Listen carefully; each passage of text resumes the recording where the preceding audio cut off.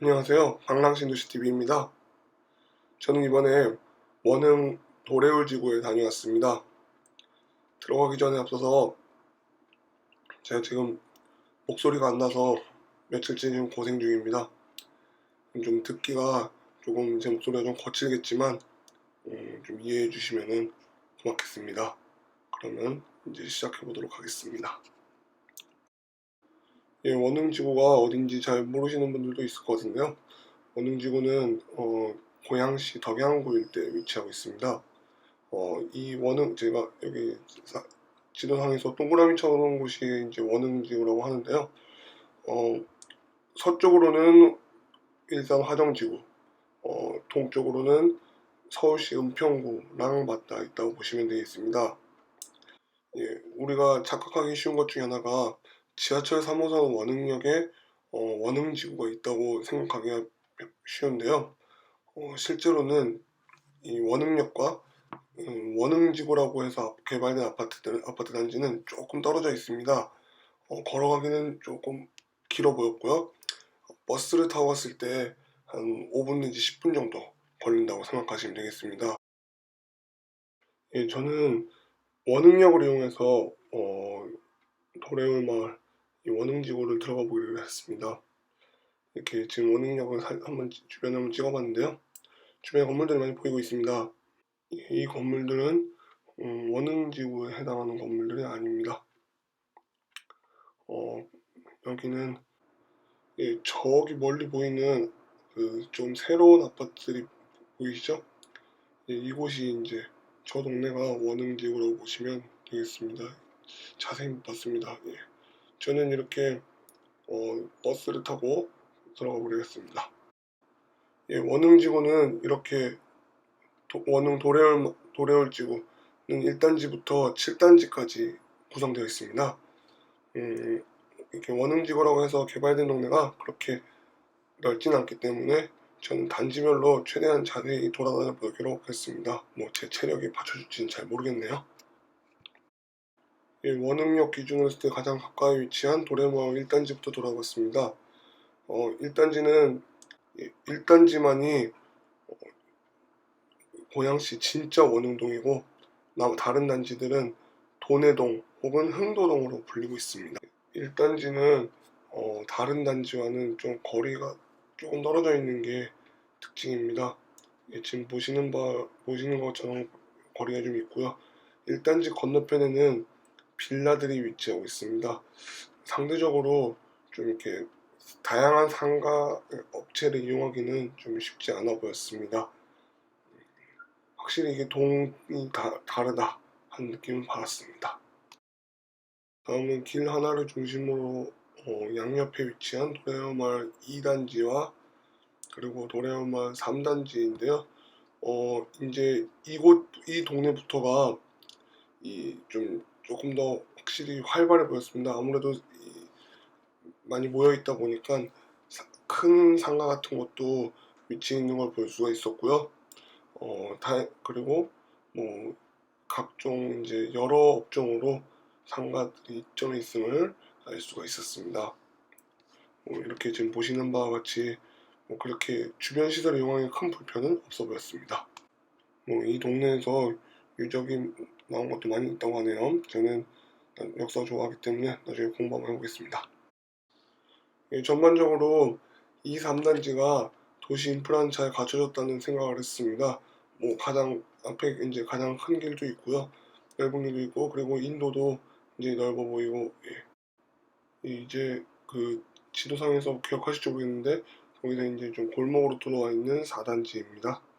4단지는 앞에 큰 길가에 위치하진 않지만 정말 조용히 지낼 수 있겠다 이런 생각을 받았고요. 바로 옆에 학교가 있다는 것도 장점처럼 보이긴 했습니다. 전 학교를 워낙 멀리 다녀서 가까이 학교가 있으면 좀 부러워 보이더라고요. 4단지의 장점이라고 하는 게 4단지인데요. 아파트 반대편에는 이제 공원이 또 이렇게 위치하고 있습니다. 아직 나무가 덜 자라서 좀 그늘 같은 거를 만끽하기는 좀 쉽지가 않을 텐데요. 앞으로 나무는 계속 자랄 거니까 그때를 기약하시면 어떨까 싶습니다. 예, 그리고 이렇게 더 조금만 더 지나가면은 이렇게 자전거 전용 도로가 있어서 운동하기도 쉽고요. 예, 운동 여건은 상당히 좋아 보였습니다. 이 동네는 특히. 그리고 이렇게 옆에는 창릉천이 이렇게 흐르고 있습니다. 다만 단점은 이제 아직까지는 햇볕을 막아줄 방법이 딱히 없다는 겁니다.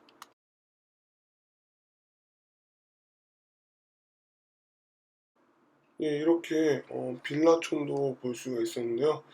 이렇게 새롭게 만들어진 동네에 이렇게 빌라가 있는 거는 또 자주 볼 수 있는 광경은 아니었던 것 같습니다. 음, 그런 거에 비하면은 빌라촌도 이제 새로 지어지다 보니까 상당히 깔끔해 보이긴 했습니다. 음, 사람 찾기가 조금 힘들었네요. 제가 물론 지금 평일 오후에 간 것도 있겠지만요.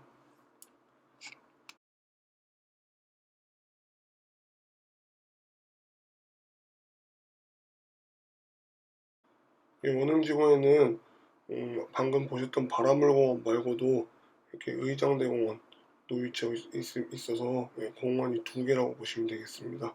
저 정자각에서 한번 마음 같아서는 좀 쉬고 싶을 정도로 예, 많이 힘드네요. 너무 더워요. 예, 생각보다 딱 봐도 바람만 불면은 상당히 에어컨 없이도 좀 시원하게 보낼 수 있을 것 같다는 생각을 했습니다. 그 다음으로는 이제 7단지를 지금 보시고 계시는데요. 아파트 느낌들은 다 비슷했습니다. 그런데 이제 7단지 건너편에 바로 이렇게 초등학교가 있다는 것도 좀 특징이라면 특징이라고 볼 수 있고, 뒤에 공원도 있어서 공원이 가까워서 또 쉬기도 좋을 거라는 생각을 했습니다. 7단지 바로 옆에는 이렇게 6단지가 위치해 있고요. 지금 우리가 이제 딱 한 단지를 안 봤습니다. 바로 이제 5단지인데요. 5단지의 특징이라면은 원흥지구에서 가장 남쪽에 있습니다. 남쪽에 있으면서도 더 5단지 옆에는 또 이렇게 거대한 쇼핑몰이 있는데요. 예, 저희 보이시나요? 예, 이제 파란 건물 하면 이제 생각나는 그 쇼핑몰이 있죠. 예, 바로 롯데아울렛과 이케아가 같이 위치하고 있습니다. 어, 저는 어떨지 참 궁금해요. 제 집 같은 경우는 근처에 대형 쇼핑몰이 없어서 좀 약간 가까이 있으면 좋겠다 싶은 생각도 했는데, 정작 또 가까이 살면은 주말에 또 교통난이 있지 않을까 싶은 생각을 해봅니다. 이제 이 동네에 어떤 교통 인프라를 갖고 있는지 한번 낱낱이 보도록 할게요. 예, 원흥지구는 기본적으로 지하철이 직접적으로 들어오는 노선이 없기 때문에 무조건 이제 버스 의존도가 좀 상대적으로 높다고 보시면 됩니다. 예, 이제 저는 이 노선 특성을 봤을 때 한번 시내버스와 마을버스로 분류를 해봤는데요. 시내버스는 세 노선이 들어오고 있었습니다. 예, 우선 도래울 마을에 들어오는 시내버스 노선은 세 가지가 있다고 보시면 되겠습니다. 95번, 7728번, 733번인데요. 95번 같은 경우는 지금 이 지도상에서 녹색으로 표시된 노선을 말합니다. 아무래도 이 도래울 마을 이케아가 종점이다 보니까 갈 수 있는 방향이 이제 한쪽 방향밖에 없습니다. 이제 유턴을 해버리기 때문에. 근데 이 경유지가 제가 되게 간략하게 써놓겠는데, 선형을 보시면 아시겠지만 상당히 돌아가는 구조입니다. 그래서 비교적 자주 오는 노선이긴 하지만 그냥 원흥역에서 지하철로 환승하는 거 아니면은 그 이상의 구간은 그렇게 의미가 있을까 하는 좀 의문이 많이 듭니다. 특히 요즘 같은 시대에 좀 빨리 이동해야지 이런 경우도 많이 있기 때문에 좀 진짜 시간의 여유 있어서 여유 있거나 호기심으로 타보지 않은 이상은 95번 같은 경우는 원흥역 좀 더 가면 원당, 더 나가 화정 정도까지 아니면은 크게 이용할 일은 없지 않을까 싶습니다. 실제로도 이제 일산 중앙로를 한 번에 간다는 장점이 있긴 하지만 733번을 타고 여기 서정마을이라고 써 있죠. 파란색 노선에 해당하는 733번을 이용해서 서정마을에서 환승을 해서 가는 것도 그렇게 나쁜 방법은 아닙니다. 상대적으로 이제 중앙로까지 화정을 경유해서 가기 때문에 소요 시간이 좀 더 걸릴 수 있습니다. 왜냐면 화정에는 아파트 단지가 많고 이제 사람들이 타고 내리는 일이 더 빈번하기 때문입니다. 그거에 비하면은 어, 733번을 타고 중앙로에서 서정마을에서 중앙로 가는 버스를 갈아타면은 대곡역 일대에 사람이 안 사는 동네를 지나가기 때문에 조금 더 수월하게 다닐 수 있지 않을까 싶은 생각을 해봅니다. 제가 둘 다 타봤는데 시간을 맞춰본 적이 딱히 없어서 막 몇 분 소요된다 이렇게 정확하게 말씀드리긴 좀 어려움이 있네요. 다음 그 빨간색으로 표시되어 있는 7728번을 보시면요. 95번보다 원당역에서 도래올 마을을 조금 더 신속하게 접근하는 걸 볼 수가 있습니다. 원흥역을 거치지 않기 때문에요. 그리고 이 도래올 마을을 가장 직선으로 다니는 노선이라고 보시면 되겠습니다. 이 원당 쪽으로 와서 이 오른쪽 아랫부분은 이제 비교적 신속하게 은평구 세전역과 더 나아가서 신촌역까지 간다고 보시면 되겠습니다. 뭐 장점이라면은 서울 시내 버스이기 때문에 경기도 버스보다 50원 저렴하다는 점이 있고요. 아무래도 이 지역에서 서울 방향으로 간다고 하시면 이 노선을 이용하는 것이 가장 신속하게 서울로 접근할 수 있는 방법이 아닐까 싶습니다. 뭐 서울 지역마다 좀 차이는 있겠지만 어, 3호선이 보통 이제 지하철이 빠르다고도 생각을 많이 합니다. 하지만 여기 3호선 같은 경우는 구파발까지 이렇게 좀 굴곡 있게 갔다가 다시 남쪽으로 내려오는 구조이기 때문에 이게 길이 안 막히면은 지하철이 시간이 많이 경쟁력이 많이 없을 정도로 좀 굴곡이 있는 편입니다. 예, 파란색으로 표시된 733번 같은 경우는 이제 큰 쇼핑몰 중에 하나인 스타필드 쪽에서 와가지고 원흥역과 도래올 마을에 거쳐서 이제 DMC 디지털 미디어 시티 그리고 홍대까지 가는 노선인데요. 이 733번은 잘 이용하면은 굉장히 유용한 노선입니다. 뭐 이렇게 생각보다 지금 도래올 마을에서 이 서정마을이 남쪽 그러니까 쉽게 말하면은 일산 중앙로랑 연결되는 그 부분이 연선으로 접근해 준 노선이 좀 많이 부족한 상태인데 733번이 그 갈증을 해소시켜주고 있습니다. 예, 다음 마을버스입니다. 생각해보면은 마을버스 이용할 일이 얼마나 계속 일어나는 분도 있을 텐데 고양시에서는 그렇지 않습니다. 마을버스가 시내버스 역할을 하는 경우가 굉장히 많이 있어요. 물론 이 도래올 마을에서도 거의 시내버스 역할을 하다시피 하는 마을버스들이 제법 있고요. 이 마을버스가 시내버스 역할을 한다는 건 무슨 뜻이냐면은 노선이 일단 시내버스 못지않게 길고 그리고 직선으로 굴곡이 많은 것도 아니고 그리고 큰 버스가 다닌다. 이런 점에서 저는 시내버스 역할을 한다고 생각을 했고요. 크게 세 가지 노선으로 보시면 되겠습니다. 자, 조심해야 될 거는 이제 여기선 분리형 노선이 있습니다. 옛날에는 빨간 거, 파란 거 이렇게 해서 구분했는데 요새는 A, B로 구분하는 경우가 더 많아졌습니다.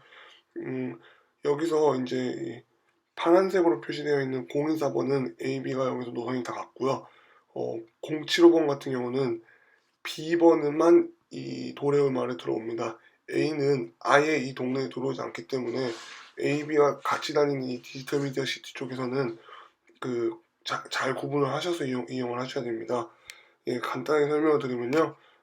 024번 같은 경우는 행신역 갈 때, KTX 행신역 갈 때 유용한 노선들입니다. A와 B 약간의 이제 차이가 있다면 서정마을을 이렇게 안쪽을 들어가냐 아니면 강매역 쪽으로 가냐 이제 그런 차이가 있는데요. 행신역을 이용하는 데는 크게 차이는 없을 거라고 생각을 합니다.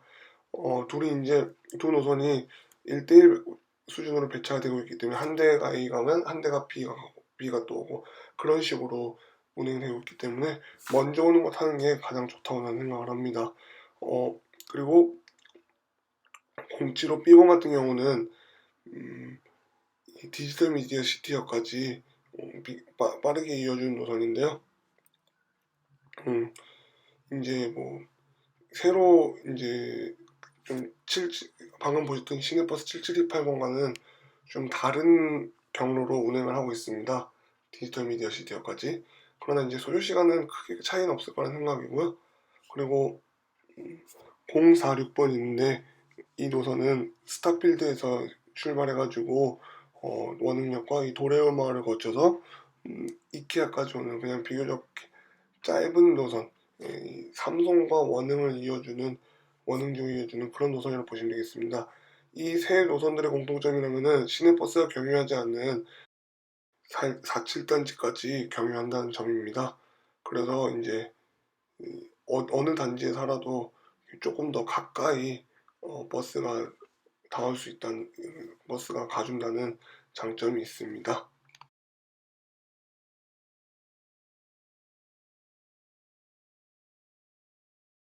이 도레울지구 인근 지하철역은 이렇게 크게 세 역으로 나뉘는데요.